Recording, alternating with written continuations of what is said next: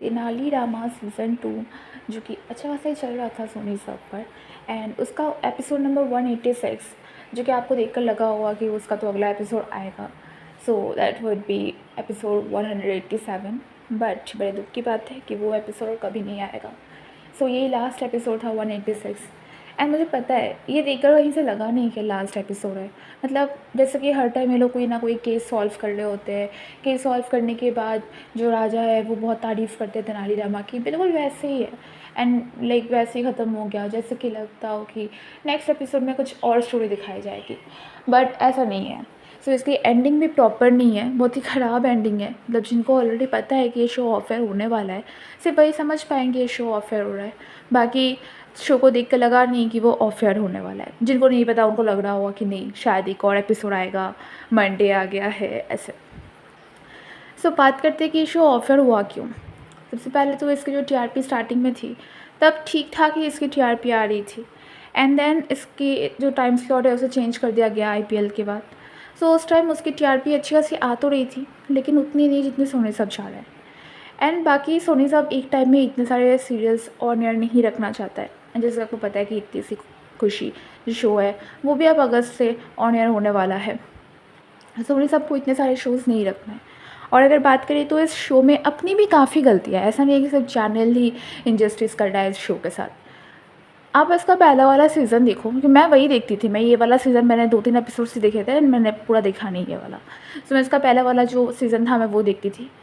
उसमें पूरे टाइम इतना केस सॉल्विंग नहीं था। मतलब आई एग्री उसमें भी था, बट उसके केसेस अगर आप देखोगे ना तो वो थोड़े फ़नी टाइप के थे। अब आप खुद कंपेयर करके देख लो, लाइक आप फर्स्ट सीज़न के कम से कम 200 एपिसोड, इसमें 200 एपिसोड हुए ही नहीं, 187 एपिसोड से कंपेयर करके देख लो।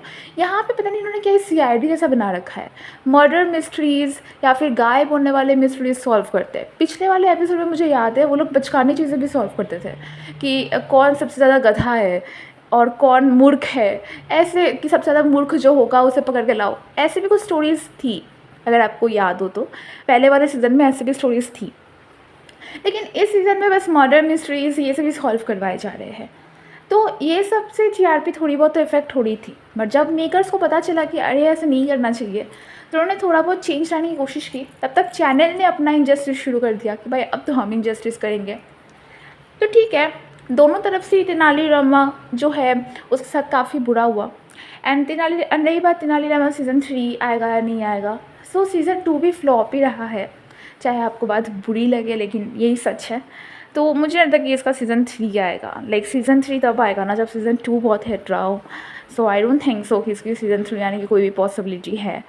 और बाकी तेनालीरामा को थोड़ा अच्छा बनाया जा सकता था, लेकिन मेकर्स और शो दोनों की इंजस्टिस की वजह से तेनालीरामा काफ़ी इफेक्ट हुआ। एंड लास्ट एपिसोड तो एटलीस्ट वो थोड़े अच्छी तरीके से दे सकते थे, लेकिन नहीं, लास्ट एपिसोड भी उन्होंने क्या एक कचरा किया है, एक रैंडम स्टोरी ख़त्म करके शो ख़त्म कर दिया। ऐसा लग रहा है कि ठीक है भाई अगला एपिसोड आएगा, बट वो तो आएगा नहीं।